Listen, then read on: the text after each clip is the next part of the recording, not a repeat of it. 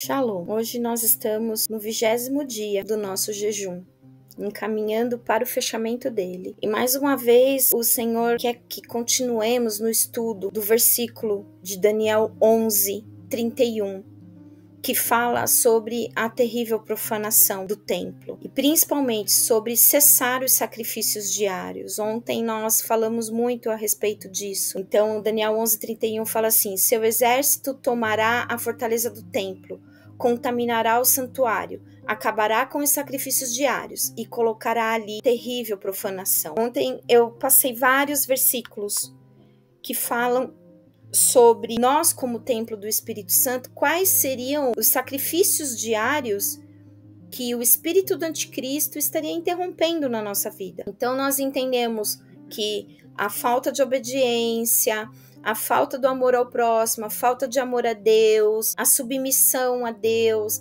e, entre outros pontos, são sacrifícios diários que o templo do Espírito Santo, que somos nós, deixamos de fazer quando nós saímos, quando nós permitimos que o espírito do anticristo tenha influência sobre a nossa vida. E um dos textos que fala sobre o sacrifício desse novo templo que somos nós é 1 Pedro 2,5, que ele fala assim: vocês também estão sendo utilizados como pedras vivas na edificação de uma casa espiritual para serem sacerdócio santo, oferecendo sacrifícios espirituais aceitáveis a Deus por meio de Jesus Cristo. Só que aí, quando eu li esse versículo ontem, eu entendi da parte do Espírito que era para ler todo este capítulo de 1 Pedro 2. Então, olha só o que fala. Portanto, livrem-se de toda maldade, de todo engano, hipocrisia, inveja e toda espécie de maledicência. Então, crente, cristão, que age com maldade, que age com engano, que é hipócrita, que sente inveja e usa palavras de maledicência, está profanando o templo. Como crianças recém-nascidas, desejem de coração o leite espiritual puro, para que por meio dele cresçam para a salvação. É o alimento da palavra, é se alimentar diariamente daquilo que é a fonte. O leite aqui para uma criança recém-nascida é o quê? É o leite que mama no peito da mãe. Então aqui o alimento espiritual, que é o leite espiritual puro, é aquele leite espiritual que sai do próprio Jesus, que é a palavra, que é o verbo vivo. Então é dessa alimentação que nós devemos nos alimentar, daquilo que vem do próprio Deus, sabe? Sem conjecturas, sem aquilo que vem de A ou B, não, é nós nos alimentarmos direto da fonte, que é Cristo. Agora que provaram que o Senhor é bom, à medida que se aproximam dele, a pedra viva, Jesus, rejeitada pelos homens, mas escolhida por Deus e preciosa para ele, vocês também estão sendo utilizadas como pedras vivas na edificação de uma casa espiritual para serem sacerdócio santo, oferecendo sacrifícios espirituais a Deus, oferecendo sacrifícios espirituais aceitáveis a Deus por meio de Cristo Jesus. Então, existe aqui um ritual espiritual de sacrifício, de consagração, que é necessário nós, como pedras vivas que estamos sendo construídos nessa edificação dessa casa espiritual, que façamos um sacrifício, aliás, são sacrifícios espirituais aceitáveis, no plural. Então não é uma coisa, são várias coisas. E aqui ele continua no versículo 6, pois assim é dito na Escritura: eis que ponho em Sião uma pedra angular, escolhida e preciosa, e aquele que nela confia jamais será envergonhado. 7, portanto, para vocês, os que creem, esta pedra é preciosa, mas para os que não creem, a pedra que os construtores rejeitaram tornou-se a pedra angular e pedra de tropeço e rocha que faz cair. Os que não creem tropeçam porque desobedecem à mensagem, para o que também foram destinados. Claramente, essa palavra original aqui da pedra angular e da pedra de tropeço tá lá em Isaías. Eu não me lembro agora o capítulo, mas eu estou estudando com a minha célula o livro todo de Isaías. Então, Jesus ele se levanta como a pedra angular, a pedra fundamental, a pedra que traz a construção de uma edificação firme e sólida para aqueles que creem na sua palavra, mas para aqueles que não creem, ele se torna pedra de tropeço e as pessoas vão tropeçar e vão cair. Está escrito isso na palavra. Então, nós, como pedras também vivas, pedra preciosa, nós temos que nos posicionar em Deus para que Ele use a nossa vida como pedra angular também para a construção desta edificação. Agora, se nós não estamos nele, porque Jesus disse, aqueles que me obedecem, aqueles que aceitam a minha palavra está nele e eu estou nele. Então, quem me ama, me obedece. Então, se a palavra de Deus, aquilo que a palavra diz que é certo, que é errado, nós praticamos, ou se a gente é crente seletivo, só obedece a Bíblia de acordo com a nossa conveniência, então Cristo se torna pedra de tropeço. Então, qual o posicionamento que nós vamos ter? Como pedra angular ou como pedra de tropeço? Vocês, porém, nós que aceitamos a pedra angular, que somos pedras vivas, pedras preciosas, olha a promessa que nós temos em Deus. Vocês, porém, são geração eleita, sacerdócio real, nação santa, povo exclusivo de Deus, para anunciar as grandezas daquele que os chamou das trevas para a sua maravilhosa luz. Antes vocês nem sequer eram povo, mas agora são povo de Deus. Não haviam recebido misericórdia, mas agora a receberam. Amados, insisto em que, como estrangeiros e peregrinos neste mundo, vocês se abstenham dos desejos carnais que guerreiam contra a alma. Vivam entre os pagãos de maneira exemplar, para que, mesmo que eles os acusem de praticar o mal, observem as boas obras que vocês praticam e glorifiquem a Deus no dia da intervenção dele. Olha que palavra poderosa essa que Pedro está liberando. E no versículo 13 continua, por causa do Senhor, sujeitem-se a toda autoridade constituída entre os homens, seja ao rei, como autoridade suprema, seja aos governantes, como por ele enviados para punir os que praticam o mal e honrar os que praticam o bem, pois é da vontade de Deus que, praticando o bem, vocês silenciem a ignorância dos insensatos. Nós não estamos vivendo um tempo de absoluta insensatez? Olha como nós vamos silenciar os insensatos.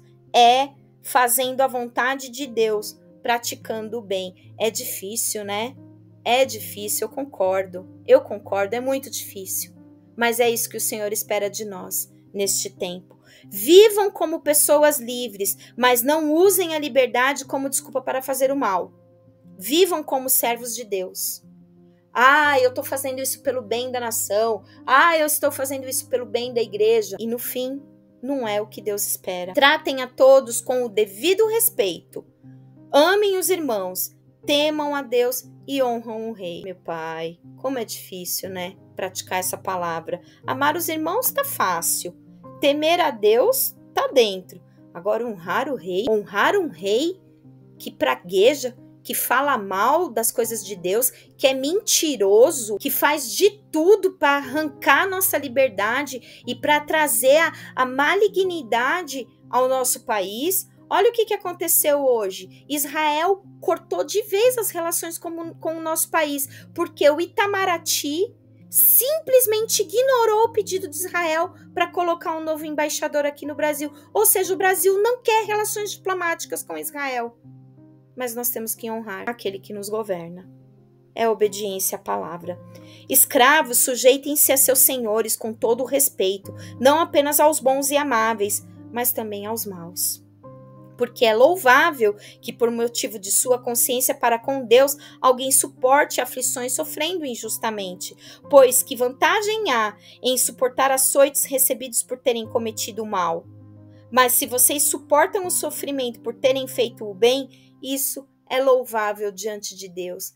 Será que se nós estivéssemos lá na cadeia dos presos do 8 de janeiro, será que a gente estaria suportando esse sofrimento?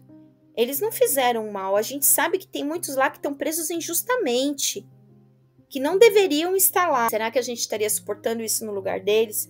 Por isso vocês foram chamados, pois também Cristo sofreu no lugar de vocês, deixando o exemplo para que sigam os seus passos. Ele não cometeu pecado algum e nenhum engano foi encontrado na sua boca. Lemos hoje isso na célula em Isaías 53. Tá lá escrito em Isaías 53. Quando insultado não revidava, quando sofria não fazia ameaças, mas entregava-se àquele que julga com justiça. Ele mesmo levou em seu corpo os nossos pecados sobre o madeiro, a fim de que morrêssemos para os pecados e vivêssemos para a justiça. Por suas feridas vocês foram curados. Isaías 53. Pois vocês eram como ovelhas desgarradas, mas agora se converteram ao pastor e bispo das suas almas. Vamos refletir nessa palavra, a nossa conduta como cidadãos brasileiros, a nossa conduta como servos de Deus, a nossa conduta como crentes nessa terra. Ela deve ser pautada na palavra. Por isso nós precisamos nos arrepender pelas nossas palavras, pelas nossas atitudes, por aquilo que envergonha o corpo de Cristo, por aquilo que envergonha a Jesus. Porque as pessoas têm olhado para nós e têm visto a Cristo, como ele falou aqui, que as pessoas elas vão olhar para nós e vão ver o exemplo de boas obras e vão glorificar a Deus, mesmo elas sendo ímpias, elas vão glorificar a Deus por aquilo que elas estão vendo na nossa vida. É assim que a Igreja do Brasil tem vivido? Então nós precisamos nos arrepender e pedir perdão ao Senhor. Amém? Se você concorda com essa palavra, entre em oração comigo agora. Pai bondoso, Deus bendito, Senhor, como a tua palavra, ela é poderosa, ela é mais afiada que uma espada de 2 gumes e ela entra e penetra no nosso corpo, fazendo a separação de juntas e medulas, Senhor, e fazendo a separação do corpo e da alma, para entendermos, ó Pai, que somos miseráveis pecadores, que temos falhados como igreja no Brasil, que temos falhado, Senhor, como corpo de Cristo, porque os ímpios não têm visto em nós a tua glória, que nós não estamos caminhando como ovelhas mudas para o matadouro, que nós temos nos levantado contra os nossos governantes, contra aqueles que têm a autoridade que é do Senhor, que é para ser entregue para justos, mas nós entregamos ao ímpio. E hoje a nossa nação está gemendo pelo governo do ímpio, Senhor. E nós lhe pedimos, porque como corpo de Cristo, como igreja, nós não temos, ó Deus, nos levantado como pedra angular, mas nós temos sido pedra de tropeço, Senhor. Perdão por isso, Pai. E ajuda-nos, ó Deus, a vivermos a essência da tua palavra, daquilo que o Senhor realmente quer e espera de nós, Senhor. Ajuda-nos a combatermos o bom combate, a seguirmos a nossa carreira e guardarmos a fé, Senhor, dentro daquilo que é o teu propósito e a tua vontade para a igreja no Brasil, Senhor.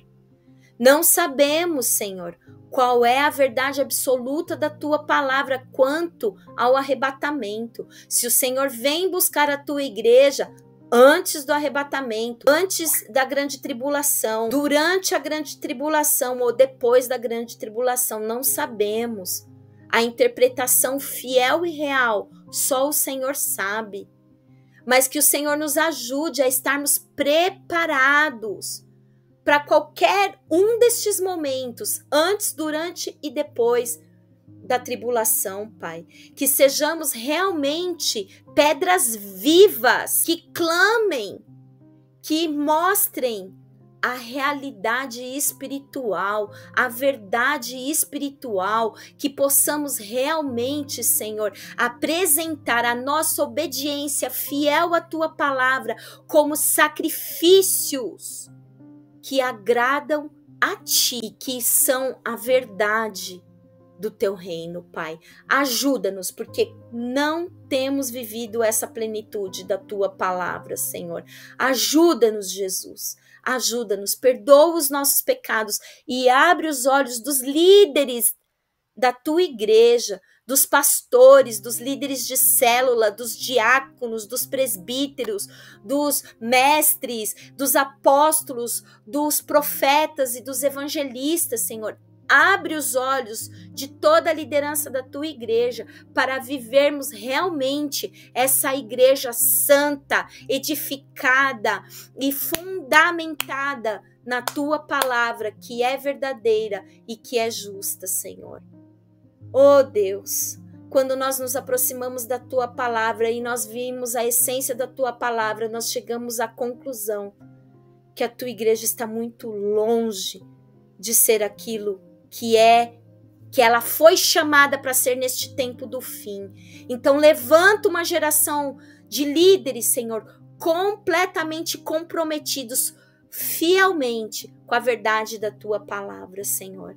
E levanta-nos como a igreja que vai ser arrebatada, a noiva que vai ser buscada, mas uma noiva adornada, uma noiva limpa, com o seu candelabro, ó Deus, cheio do óleo do Espírito, para na hora em que o noivo vier, estarmos com a nossa lamparina acesa, brilhando a tua luz e sermos, ó Deus, a continuidade daquilo que o Senhor tem para a tua igreja nesse tempo do fim.